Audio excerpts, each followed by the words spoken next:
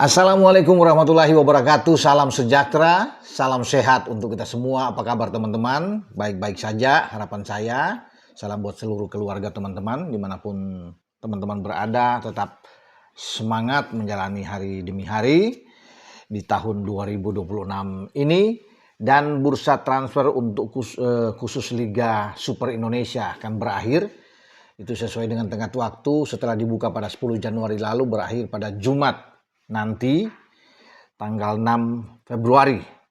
Semua klub itu melakukan transfer ya yang sangat giat, sangat rame menjelang akhir-akhir, artinya di satu pekan terakhir inilah sebelum ditutup ya.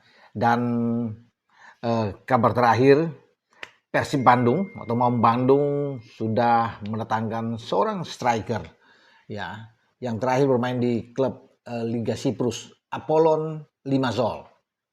Pemain tersebut adalah Sergio Castel. Pemain berusia 30 tahun. Ini asal Spanyol.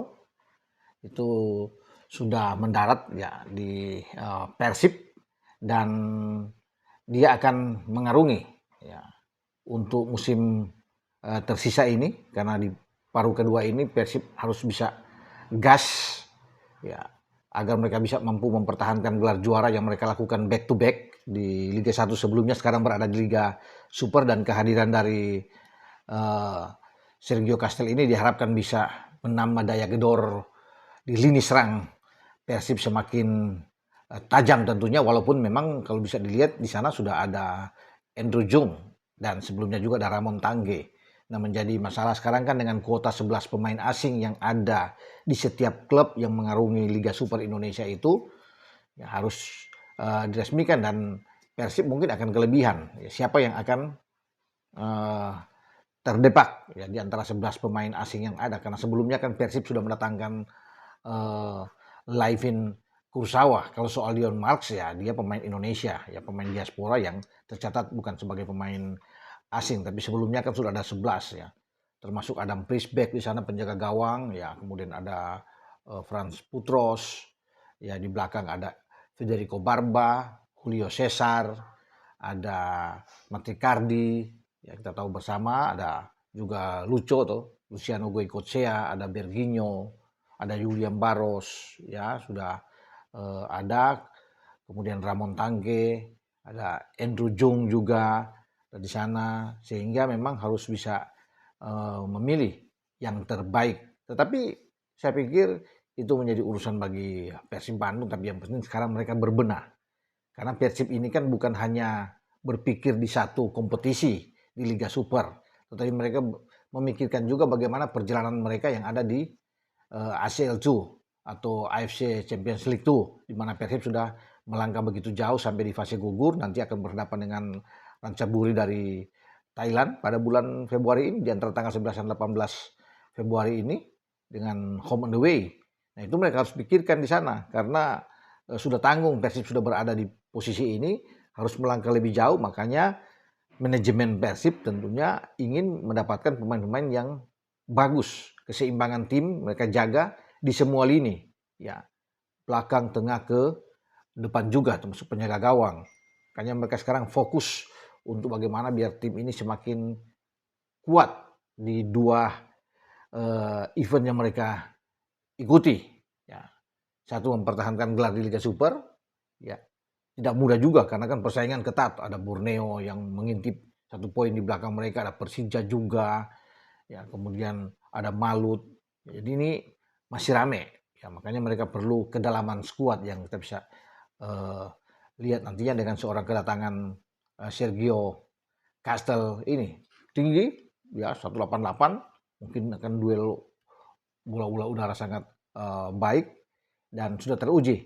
3 klub terakhir yang dibela oleh Sergio Castel ini, sebelum dia mendarat di Apollon Limassol, dia pernah di Malaga, di Spanyol tentunya, di Marbella ya, dan akhirnya dia berlabuh di Limassol ya. 15 pertandingan terakhir dia membuat 3 gol, dan sekarang menjadi semacam tantangan lah bagi Sergio Castel ini untuk membuktikan ketika dia mendarat di Bandung ya, dia harus bisa bersaing di sana, memperlihatkan ketajaman itu untuk mendapatkan tempat utama, karena ini akan membuat bagi Boyan Hodak juga sebagai pelatih akan berpikir keras bagaimana untuk menempatkan pemain-pemain terbaik, terutama persaingan di lini serang kan bagi uh, Persib Bandung. Jadi selamat datang buat Sergio Castel. Dan sementara itu Ivar Jenner juga sudah berlabuh di Dewa United, ya, karena Ivar Jenner kan sebelumnya juga diincar oleh beberapa klub di Liga Super termasuk di Persija. Tapi sekarang Ivar, gelandang tim nasional kita, itu berada di Dewa United. Dia sudah sudah tanda tangan kontrak, dia berhenti di Eredivisie bersama dengan FC Utrecht. Ya, karena mungkin tidak mendapatkan jam bermain yang banyak atau menit bermain dia, sehingga perlu untuk dia mendapatkan jam bermain itu yang banyak. Ya, sehingga Dewa United adalah tujuan dia, pelabuhan dia selanjutnya, dan sudah bebas transfer memang. Ada terjadi kesepakatan di antara manajemen klub di Utrecht dan juga dengan Ivar, sehingga mereka mempersilahkan Ivar mendapatkan klub baru. Nah, Ivar sudah menuju ke Dewa United. Jadi Dewa United kan sebelumnya kita tahu bersama ada Rafael Struijk juga ada di sana. Sehingga ini juga menjadi ramai kompetisi kita, dan juga bagi John Herman sebagai pelatih tim nasional kita pasti akan tersenyum karena dia bisa mendapatkan lagi satu amunisi untuk di lini tengah yang bisa bermain, saya pikir, di Piala AFF. Ya, kedalaman akan lebih bagus. Ya, pasti dia akan mengamati juga penampilan Ivar Jenner bersama dengan Dewa United. Dewa sebenarnya sudah punya beberapa gelandang yang bagus. Ya, ada Hugo Gomez di sana, Alexis Mesidoro, Ricky Kambuaya, juga sudah Theo Numberi. Sebenarnya pemain-pemain ini ada di lini tengah bagi tim asuhan yang all the recurring ini. Tapi dengan ketambahan Ivar Jenner tentunya ada sesuatu yang dibidik oleh Dewa United agar mereka punya kedalaman juga di tengah, bisa lebih oke. Ya, kalau memasang dengan misalnya 4-4-2, misalnya dengan itu 4 gelandang, itu kan mereka bisa aktif dengan kehadiran Ivar Jenner, dari Kambuaya di sana, ya ada Hugo Gomez, kemudian dengan Mesidoro yang ada di sana di samping dengan Theo. Jadi bagus juga bagi Dewa United dengan mendapatkan seorang Ivar Jenner, dan bagus juga buat kedalaman skuad bagi tim nasional kita, karena akan selama 2026 ini kan banyak kegiatan, ya padat sekali untuk tim asuhan John Herman ini. Jadi selamat datang juga buat Ivar Jenner bersama dengan Dewa di Dewa United. Dan satu lagi yang sebelumnya sudah kita tahu juga bersama, yaitu striker muda, ya 20 tahun atau 20 memasuki ke 21 tahun, yaitu Mauro Silstra. Mauro sama seperti Ivar juga tidak mendapat jam bermain yang banyak atau menit bermain di klubnya Volendam, makanya dia digeser ke tim U21 Volendam seperti Ivar juga yang ke Eredivisie.